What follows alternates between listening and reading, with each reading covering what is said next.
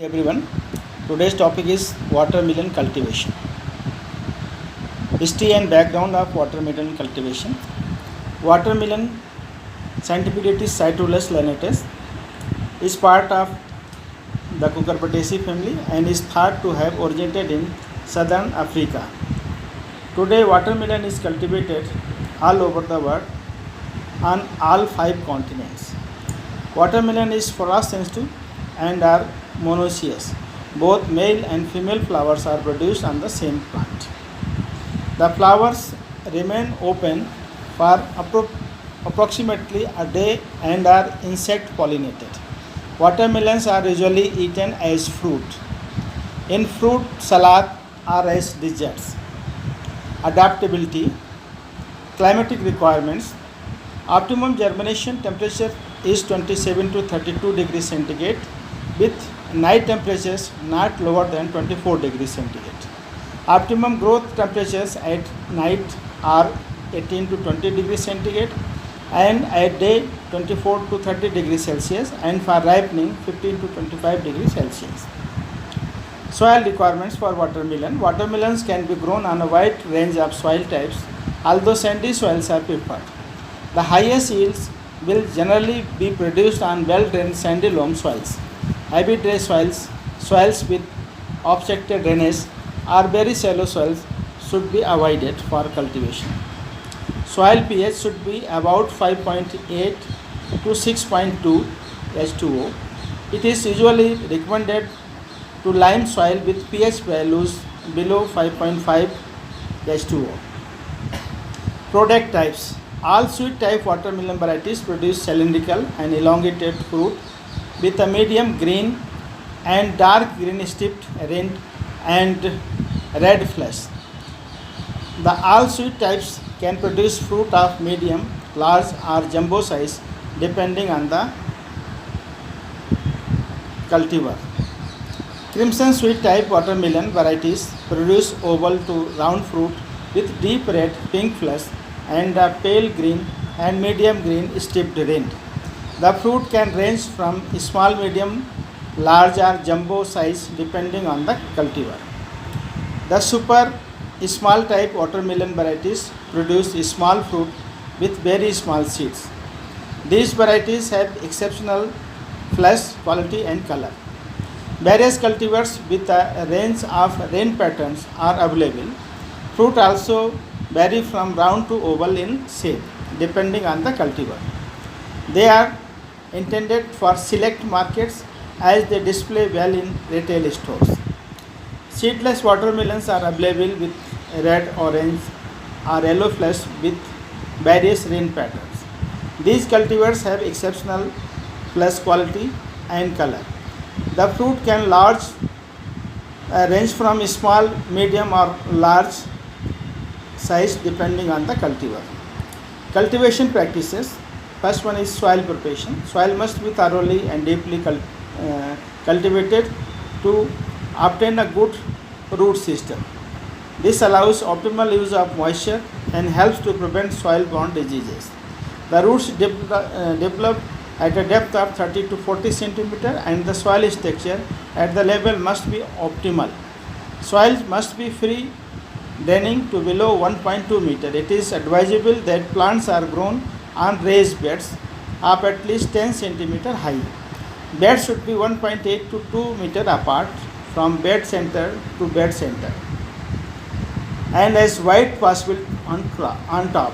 Path should be at least 60 cm wide on which you will run for doing many agricultural practices like weeding, harvesting, irrigation and application of manures and fertilizers. Planting periods. Watermelons are mostly planted in the spring and through the summer months with limited planting during the winter in the warmer northern part of the South Africa.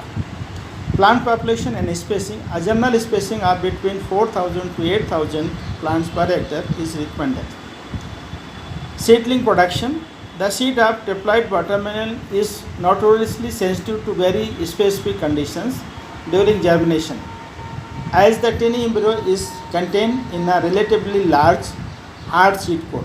Temperature and moisture control is crucial to success, and too much moisture during germination can kill the seed. Due to the higher seed cost and since the outside climate is very difficult to control or perfect, it is highly recommended to have seedlings made by reputable nursery. Transplanting seedlings. Seedlings must be transplanted and watered as soon as possible after they have been obtained from the nursery. Planting trays should be kept cool and moist in the shade until used. When transplanting, roots should not be damaged by application of unnecessary pressure around the root module. Soil should be watered into contact with the root rather than pressed in. Interplanting of pollinators with diploid watermelon. It is necessary to interplant seedless diploid watermelon with a diploid watermelon as pollinator in order to achieve fruit set. The pollinator planting pattern may vary depending on individual grower requirements. The diploid pollinator pollinator diploid planting ratios may vary depending on the season. Viable pollen only travels approximately 2 meters and more bees are necessary in order to achieve successful pollination. In the early season and in times of difficult pollination, it is advisable to plant at a ratio of 2:1. In the main summer season, under good conditions, 3:1 seedless and pollinator ratio should be sufficient. Fertilization. A pre-plant soil analysis should be done at least 6 months prior to planting, as this forms the basis for planning the fertilizer program. The soil should be analyzed for electrical conductivity, pH, Na, Pk, Ca, Mg, zinc, silicon, boron and molybdenum. Watermelons are reasonably sensitive to salt, displaying a 50% yield reduction in the range of EC 4 to 6 millimoles per centimeter at 25 C. Consult a fertilizer or soil specialist on other remedies needed in terms of a soil sample result. Approximate nutrient requirement depending on soil type, soil analysis and crop load. Nitrogen 90 to 170 kg per hectare, 30% pre-plant and the balance as 2 side dressings. Phosphorus 15 to 180 kg per hectare, apply pre-plant and work down to root depth. K 40 to 250 kg per hectare, 30% pre-plant and the balance as 2 side dressings simultaneously with the nitrogen application, for example potassium nitrate. In addition to soil analysis, the water quality should be analyzed as it can affect the growth of the plant. Irrigation. Stage first, sowing to emergence irrigation with plain water to fill capacity to a depth of at least 1 meter before sowing. Transplanting, keep the soil profile at fill capacity until seedlings have emerged or roots are growing strongly from the seedling module. Stage 2, emergence to first fruit set. Plants should be watered more heavily at a lower frequency prior to fruit set. Use plant color as a guide. Allow plants to get a little stressed in order to induce deep root growth. When areas of stressed plants develop in the field at midday, apply water. Stage 3, first fruit set to harvest. During fruit enlargement, irrigation should be frequent and light. Irrigation should be reduced or stopped 7 to 10 days prior to harvest. Bees and pollination management. Watermelon plants have separate male and female flowers on the same plant and bees are needed for better pollination.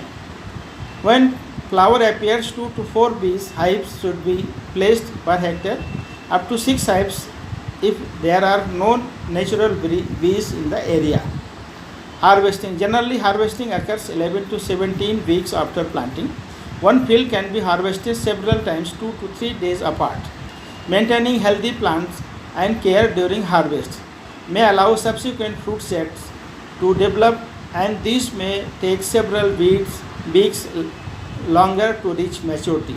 Watermelon is harvested at full maturity and typically doesn't develop in internal color or increase in sugar after being removed from the vine. Flesh color should have reached a mid pink to deep pink, red or crimson color characteristics of the cultivar and must be firm and crisp. Watermelon maturity can be determined by combination of indicators: external fruit rind color, buttery yellow color of the ground spot, various stages of floral bracts, leaf and tendril drying out near the fruit peduncle, dull sound when thumped, slight cracking sound internally when whole fruit is pressed.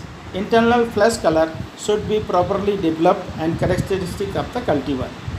Bricks with a minimum refractometer reading of 9 degree bricks can indicate maturity. Samples should be tested throughout the field to confirm acceptable harvest indicators.